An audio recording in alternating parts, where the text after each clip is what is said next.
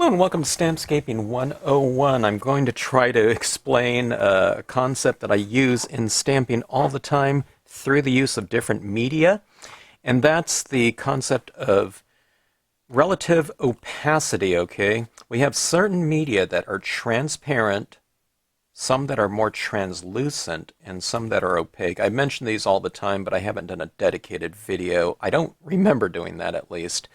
Dedicated to this concept here, okay?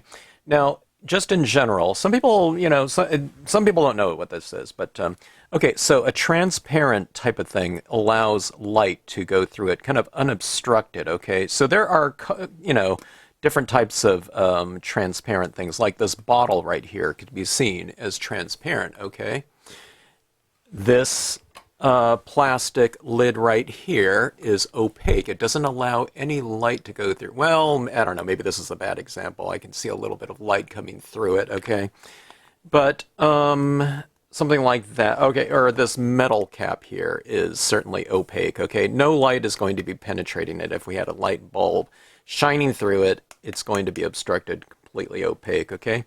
But everything in between, like, this plastic lid right here, or let's say this kind of frosted plastic right here. Light can shine through that, okay? But it's obstructed, it's not clear. That is translucent, okay? So let's talk about how that applies to the media that we're using, okay? And I use different media that falls somewhere on this scale here from transparent to opaque, okay? So we'll talk about it first of all with dye-based inks, okay? Just your basic inks, okay, when it comes to stamping. Now, certain types of basic can mean different things these days. Sometimes people have inks, but they only have pigment inks to start off. They never even go through kind of dye-based inks. But dye-based inks were pretty much the most kind of foundational medium to use with stamps. When people first started stamping, they were using markers such as the Marvy 1500 series, the Marvy La Plume, or the Tombow series of double-sided water-based markers, okay, dye-based inks, okay? Pre-raised dye-based pads and bringing that type of vehicle of the inks into play, okay? So most people have some incarnations of dye-based inks, okay? Dye-based inks are transparent inks. We're starting off on the transparency scale, okay? That means you can see right through them, okay? So we can't apply something like, a blue dye-based ink down, okay? And we can't apply something like a green, let's take a real light green, pear tart, okay? We can't apply pear tart over the top of this blue without that blue showing through. Again, because these are transparent, it's transparent media that we're using. So if you use something light over this, something that's darker, that darker is always going to show through, okay? But where I like to bring this transparency into play as far as a strategic application of media is there's nothing better than transparent media to build up supersaturated tones to give a really strong visual richness to your color ranges, okay? Going from something that's light to dark. It could be from something that's very warm to neutral or warm to cool. Intense to dull, all right? Transparent inks, when you layer them on top of one another, they're not physically mixing with, if you lay down something like a blue like that, it didn't physically mix with that green up top to give it, so, a different incarnation of color there. It's just like putting a transparency of, in that case, pear tart right over the top of that blue, and the blue is showing through it, okay? But when you're working with kind of a nice range of greens or something like this, I mix and match my pad colors all the time, my brands, just to go for the color schemes that I want. But for the most part, it's working from light to dark, okay? Like something like this. range right here, okay? You can really get those nice saturated tones and give the illusion that light is coming from within the card, you know, our piece of paper. We don't really have light emanating from there. We only have contrast. But we can get those super rich tones like that and give that illusion of light coming from within. Now, this is a really strong example of it because I've worked some very light tones in here to very dark tones, okay? But you can also do it just where those transparent colors, this is just like two colors of blue or gray or something like that that was used in the background here, just for a very pale version of a lighting scheme, going from something that's very light into something that's just a little bit darker in here, okay? So this is very minimal. This is a really super strong example of that type of color application using transparent colors, okay? And the leaves up here were also dye-based inks, so those are transparent as well. So we're creating some depth using those, and we're taking advantage of that transparent nature to give it this kind of illusion of light coming into our scenes. In this case, it's through some leaves. In this case, it's just kind of this overall really super strong glow, okay? Other types of transparent media. Dye-based inks, alcohol inks, okay? Alcohol markers, alcohol inks you can buy in, you know, inker forms, okay, outside of a marker type of a vehicle for that media, okay? All dye-based inks are also alcohol inks are also transparent. So you lay down something like a green like that. If you put a yellow over the top of it, it might look a little bit more yellow-green where it overlaps, but that darker tone is always going to show through the transparent, lighter colors, okay? All right, so for something like that, I liked, you know, for this creature, the Black Lagoon, I didn't color that with, you know, a paper towel or something like that, so, you know, with some dye-based inks on it. I like these for these specific areas. I can color that in, okay? It's a perfect vehicle for that, with that much more of a narrower applicator, okay? It's better for detailed areas. I mean, you can go, you know, the alcohol markers, most of them are either double-sided or they're brush-tipped, like my La Plumes right there. Copic markers have that brush tip. You can go for larger kind of applications of it, but for me, it's more of the details. It's getting into these shadows and these waves down here, coloring the figure, the woman right here, the creature, doing things like that. I love it for things like that. I can color in certain areas of my trees in here as kind of a base coat because I like using some other media that I'll get to here in a second. But it's getting some really light tones. And one of the really great things about alcohol markers is that there are certain hues that are very, very pale. So you can use them as really light, pale base colors that you can build up other types of media on top of, okay? So they're really fantastic for that.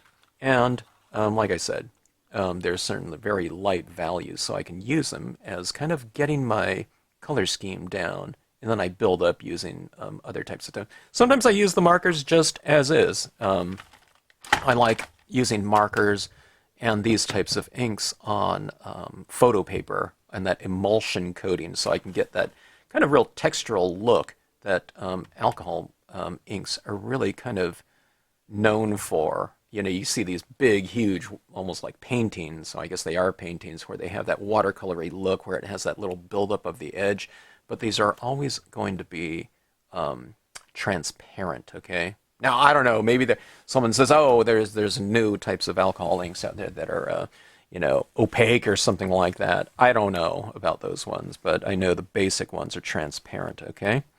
All right, so let's start moving into translucent media, okay? Now, this is just an example of how you can use something like a colored pencil, okay? Colored pencils can be really far down here on the transparent scale. It's not really transparent, but you can just use less of it, okay? and have a lot of, like, say, the surface showing through. In this case, it's just a piece of copy paper, to get these very, very light additions of color to your surface. That almost looks transparent down there, okay, because it's just very lightly applied. It's not really transparent, but it looks that way visually because you have so much of the paper showing through, you know, in terms of the texture. But the harder you apply this, and the more wax you build up, and the more paper you fill in terms of the tooth of the paper, you know, the grooves, the more opaque that certain color can become. So when you're talking about colored pencil, you're talking about a vast range of abilities of any given hue that you're working with. You can work it from a very light application all the way to the very intense full application of it, but you can work it through all these different ranges of opacity, okay? Something very transparent, translucent, to opaque using this, okay? Now, I don't know. I mean, if I had you know, a light shining through the back of this, maybe you can see through it here where it's not real opaque, but I think you can build up quite a bit of that wax there where it is, you know, pretty close to opaque. And that's not just with this one color. It could be any other color too, you know, in terms of its opacity. Maybe not white or some of the lighter ones, you know, maybe those are just so light in hue that you can have some light coming through there. But just relatively speaking, you can really work it to whatever incarnation you want. It's really great for kind of specific areas within a scene. You can do a whole scene, of course, with colored pencils as well and get a vast range of intensities and whatnot. But when you're talking about the intensity, you're talking about the opacity of it, using the wax and that specific color to its full extent, okay? And the more buildup you get with it, the more opaque it becomes, all right? So you can't really put colored pencils in, you know, a specific area within this scale right here because you have complete control over how much you apply in achieving where you want it to be, that given color, on this scale right here. Most of the times I kind of use it kind of more in probably the transparent to maybe just to the right of center with the translucent, because I like to kind of build up different types of colors. So this brown right here on this covered bridge is probably more like, I don't remember how many colors I use. I think I use like 4 or 5 different colors, including black on here. And I use it kind of a little bit more of the translucent because when I put one color over the top, I want that other color to kind of be showing through a little bit. And that's how that goes with colored pencils. I haven't used colored pencils a lot over the years. I started using it a little bit more to a lot more over this last year, especially when I was using things like the closer to matte type of silk coated cardstocks, okay? So I get the benefit of, you know, really great impressions, a lot of retention of media on the surface, but it's not so smooth and slick like a glossy where I can't use colored pencils. So the colored pencils really come into play for images like that, or, you know, for usages like that, I should say. Okay? Okay, so that is colored pencils. Now, when we start moving into the next media that I really like using, and I've come to use a lot more over this last year, it's with the use of these different types of paint pens, okay? These are acrylic paint pens. They're water-based paint pens, okay? They can be used on anything. It says glass, ceramic, porcelain, wood, canvas, metal, plastic, stone, paper, and more, okay? These are the 0.7 millimeter ones, extra fine tip, okay? And these Emoki ones, there's different brands of these, and there's a lot of different brands, okay? But they're all kind of basically the same in terms of their chemistry, I think, okay? These ones are the 3 millimeter ones, and I never thought I would use too much of the 3 millimeter because I'm more of a detail-oriented person, and these tips right here are pretty wide, okay? And they're kind of designed that way because I guess people do a lot of what they call rock art or rock painting or something like that, where you're drawing on rocks, okay? So you need that kind of really wide tip like that for the transfer of media, and enough media where you're getting into the grooves of the rocks. Okay, so that being said, where does it fall along the lines of the translucent scale? Okay, it just depends on what colors you're going with. Naturally, if you're going with a darker color, it might look a little bit more, towards the opaque side. And if you're working with a really light one, it might look a little bit more transparent. But just in terms of where they fall on this line, it's probably somewhere close to center. Maybe leaning more towards opaque, though. Okay. And again, it just depends on what color. Maybe it depends on what size you're doing and applying. Okay. The smaller types of fine tip pens are just going to apply less media, where something like this might build up like a bead of paint on the surface. So it's just a thicker application of that color or media onto the surface. So this one might be more opaque, but it's not because of the chemistry, it's just due to the amount that's been applied. Okay, now where does this come into play? All right, so we'll just go back to this scene right here. This one right here with these maples in the background. Not for the leaves, though. Those ones were stamped out with dye-based transparent inks, okay? But right in here, in these leaves in here, I'm able to work some darker tones with my oranges and different variations of orange. I might have put a little bit of red in there just for a little pop of some color, but for the most part, it's using colors like this. I think I used a little bit of yellow too. It's not, I don't go off formula or something like that. I just kind of grab certain pens, that I think can go within a certain color scheme. And I've applied them using some lighter tone or some darker tones, and then I work through my lighter tones, okay? These ones are more opaque, so we can apply, let's say we have some yellow down like this, or let's go with the darker tones, okay? So here's some darker red like that, okay? But I can apply my lighter tones over the top of that, and that shows up, right? So this is going to be more opaque than something like, let's go over this red paint right here with a transparent yellow, okay? See that right there? I mean, this transparent alcohol ink doesn't show up over the top of that red at all, okay? So when it comes to a more opaque medium, all right, I'm able to build up light over dark, which is no insignificant ability right here. So we can build up this shimmering looking type of deciduous, fall foliage in here by building up lighter tones over the top of darker ones in the background. And this one's done kind of a little bit less extreme than this one. This one's the larger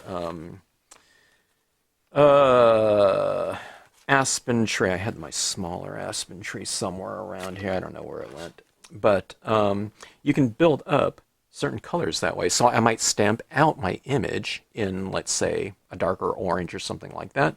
But you can build it up through these lighter tones, okay, using opacity, or in this case, specifically, your acrylic paint dots in here, in this case, using dots, okay? All right, so that's where opacity really comes into play, putting light over dark.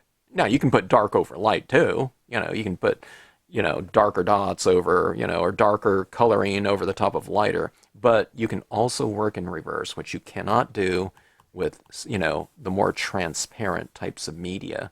Okay, now I'm not going over every type of media too. There's different things like solvent inks, oxides that fall in this scale somewhere. I'm just talking about the stuff that I've used a lot. Okay, so that is acrylic, that's the acrylic paint pens there, all right? Pretty opaque and pretty good. Now, when you apply these, one of the little things is sometimes when you apply it, it looks a lot more opaque than what it looks like when it dries.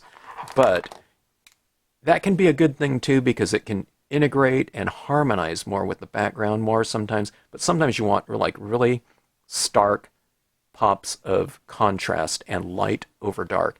So what you can do is you can just build up more layers right on top using that same type of paint. And the more paint you build up, the more opaque it will appear, okay, because you won't have colors showing through it. It's not physically mixing with the media below.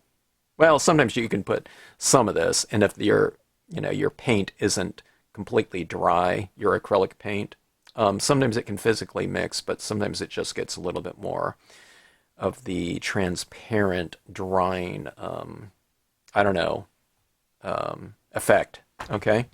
All right, so moving on through this. Now, these aren't necessarily more opaque than the acrylic pens or something like that, but they're kind of in that same range to a little bit more opaque, just depends on how you use it. Pigment inks, okay? A lot of times what I like to do for my starkest dark contrasts in my scenes, if I'm using a paper that can allow an oil-based pigment ink to dry, I love the VersaFine Clair, okay? It gives me the darkest stark black. So these leaves out here are black in the VersaFine. The reeds down here are black. I think I used the reeds down here on this paper with the VersaFine Clair. I don't remember at this point in time. I did this one a while back, but that's really great for that, okay? It has to be a paper that's not sealed off like a foil, vellum, glossy cardstock, glossy photo paper. I don't even know if it'll work on a matte photo paper, but with that emulsion coating. But the VersaFine Clair is really great for your just matte cardstocks and whatnot. Everyone loves this one that has it. Okay, but what I like to use when I use a lot of my different types of surfaces, Brilliance inks, okay? It's a water-based pigment ink that can dry on different surfaces. A lot of people ask me, hey, what was the drying time for that foil? Wait a minute, I just did a series of scenes on foil like this, okay? Now normally, just your straight impressions are not going to dry on here using pigment ink. So unless you emboss it in clear or something like that. These have no problem, okay? The Brilliance inks are designed to be used on non-porous surfaces, okay? They can dry on there at various speeds, okay, depending on what you're stamping it on or what you're blending these inks on, okay? It'll dry slowly, but you can also dry it very quickly with a heat setting, okay? Just taking your heat gun and drying it off like that, no problem. This isn't coming off, it's not, rubbing off on me, okay, with just normal handling or something like that, okay? But I would recommend you spray seal these after the fact because this media is sitting on the surface of this paper right here. It's not penetrating and absorbing into the surface, giving it kind of a stronger tact to the surface right here. But let's take a look at the opacity of this right here. This is just stamping out white over the dark right here, okay? That's not too bad in terms of opacity, right? Is it stark white? Not really, okay? This is white right here. So this is kind of, when you show this stark white next to that, that looks darn right dark and dull, right? But if you just look at it like this in context without anything else, it's not too bad, okay? But so it's somewhere on that translucent scale, a little bit less, okay? But here's one of the things too, I forgot all about this too. I've done some experiments where if you want to utilize, as we're talking about this, I've used dye-based transparent inks on my foil. I went outside and I looked for my example of it, but I gave it away. It would have been good for this video, but sometimes what I do is I do this kind of this foggy type of application of some of this pigment ink right here, which is a little bit more opaque, okay? I might make a cloud or something like that in the background, but then if I want something like oh, here it is, my aspen trees or something like this, if I want these to show up over the top of a dark foil or something like that, then what I do is I apply some of the white down first, usually apply it with a cotton ball or something like that. But I can take dye-based transparent inks now, and I can stamp them over in these areas that have that white foundation applied. So you can use opacity over a darker area and then stamp that transparent color right onto there, because you're stamping on the white kind of foundation as opposed to, you know, that darker non-porous foil. So you can do that, and it works to, you know, a certain degree. I haven't done a lot of experiments in it, but the first one I did, it worked perfectly, and it was pretty cool looking, I'd have to say. I used it on a rainbow holographic stock. Okay, so moving along in terms of opacity, in terms of the things that I'm working with, the thing that is the most opaque that I use is the Dr. Martin's Bleed Proof White, and I mentioned this to some people that where I posted this series of scenes onto. When I'm doing my splatter painting with an old toothbrush and going for snow or starfall, or sometimes if I'm doing a waterfall scene, I'll splash it down at the base of the waterfall, giving it this kind of misty, water-churned look, okay? But this is some of the most opaque stuff that you'll ever find. Even the tiniest little flecks down there with that splatter painting, they're visible, okay, because they are completely opaque, it's not microscopic, but, you know, really micro dots down there show up, okay? And this media is really fantastic. It dries instantly. It cleans off of the brushes, no problem. You can let it harden like that on there. Leave it for weeks. Just go into your sink, run water, and it comes right out perfectly, okay? I would liken it to something like, almost like a correctional fluid, but this is very specific stuff. You can get it into any consistency you want. Calligraphers use it for dip pens, okay, for like metal nibs to do their script work on, you know, white on dark cardstock, maybe black cardstock or something like that, invitations, whatever. So they need something that's going to be very opaque for the really fine, you know, lettering work. They use it with brush calligraphy too. So this is something that is typically found in, you know, like calligraphers' supplies or whatnot. If you're overseas and you can't find something like that, look in your art market, okay? It's not going to be like in craft stores, usually, unless it's a big one, like Michael's will have it here. But if you can't find it like in Europe or Australia or something like that, I don't know, try to find something like that. There might be other brands nowadays, but Dr. Martin's was the one that has been around for a really long time.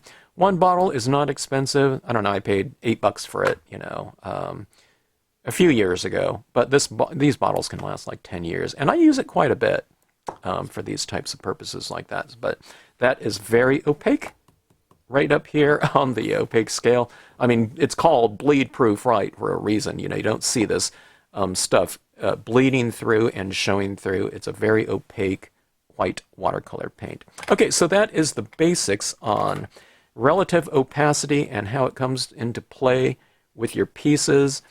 I would suggest doing multimedia and using transparency and opacity for your strategic benefit. Okay, a lot of times people kind of get caught up into just doing, okay, I'm going to do this one card in alcohol inks. Okay, and now I'm going to do oxides in this other one. This one's going to be colored pencils. Why not utilize the media for its strengths if it can come into play within your pieces? So if I have some maple leaves up here and I want it to appear like the light is shining through them, you know, then why not go for the transparent type of media for that effect, okay? Now, these trees in the background where I want them to look real kind of three-dimensional, I want that shimmering kind of fall foliage, why not utilize an opaque media where you can build up lighter tones over the top of darker ones, okay? Giving it that real shimmery look, and that's what you can create by putting light over dark, okay? This one's an extreme version of that right here.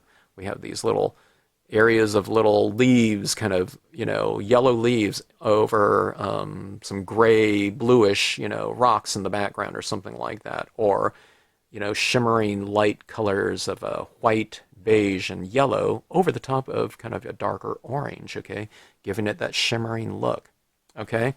And then, for things like in the foreground, if you want something to be really super stark and dark and opaque, why not go for a VersaFine Clair or just a pigment ink in general? Pigment inks are thicker inks than dye-based inks, okay?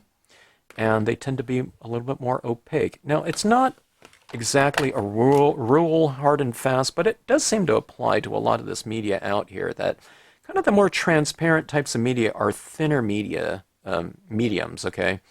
Dye-based inks or water-based inks, solvent inks or solvent, like I don't know, whether it was xylene or whatever's used in them, and alcohol inks are really thin too, right? They're not built up. It's not like a thick pigment ink that you're applying or a thick acrylic paint, okay? So, the more wax that you apply down with a colored pencil, the more opaque it becomes, right? Acrylic paints tend to be fairly thick. Now these ones, in terms of it being in a pen form, the vehicle has to be a little bit thinner, so you're not going to be applying like, acrylic paint out of like a tube or something like that that you would be getting, at the art store for brush painting or something like that. But these are fairly opaque and dense, so we're getting a little bit thicker. And of course, pigment inks are a thicker ink than your dyes, alcohol, solvent inks. To me, when I'm working with pigment inks like this, I almost feel like I'm working with paint. You know what I mean? It feels like a kind of, in terms of viscosity, a thicker type of thing. So on something like this, where I've applied it, in a misty form in the background using a cotton ball, it's almost like you're applying paint down. So you're kind of working a little bit of this thin to thick type of I don't know, whatever you call it, application methodology, okay? And that's the way a lot of oil painters work, or watercolorists or something like that. They're putting washes down, really thin washes, transparent washes, and then let's say you're putting in, you're painting someone's face or something like that. You're working a little bit more opaque and thicker as you go. Then the final things are like a little sparkle in someone's eye or something like that, where it's like a thick little dot of white, okay? But it's generally a thin to thick type of application process, and that makes sense there, because you're not going to be putting down something like a thick application of pigment ink and then going over it, right, with your thin alcohol pens or something like that. It would just completely smear the things that you have down there. So it's kind of a thin, transparent to thicker, opaque type of application process. It's not a roll hard and fast, but that's generally, kind of I think it applies to most of our types of application processes through the media, especially if you're working with multimedia on your pieces. Multimedia doesn't have to be 3 things or using all of these different types of things like I've used on something like this. It could be 2 different mediums. It could be dye-based inks and, a white paint pen just for some little effects or something like that. Dye-based inks are thinner than your acrylic paint, so you would use this last. All right. I mean, you can go over it again, yeah, but for the most part, that's how it goes. Okay, so that is your relative opacity lesson right there. And I hope some things, if you didn't know anything about it, I hope that I made some things a little bit, kind of clear or whatever, or defined for you, just in terms of maybe on your approach to the different media that you have. A lot of people have all this different types of media, but maybe they haven't used it in conjunction with one another. But I would really recommend doing that, because you can come up with certain types of really easy applications using whatever media that's really conducive for it, rather than trying to crowbar in a different media for a certain type of look. So, like I said, in something like this, those maple leaves up there, I think it works really great with transparent media because leaves in general are fairly, they're translucent, but, if you ever walk underneath a tree, and it's being backlit or something like that, it looks like stained glass where the light is coming through. So kind of really conducive for a transparent medium, okay? All right, so anyways, thanks for watching. Hope you enjoyed it. And if you have any questions, drop me a note in the comments section, and we'll try to clarify it, okay?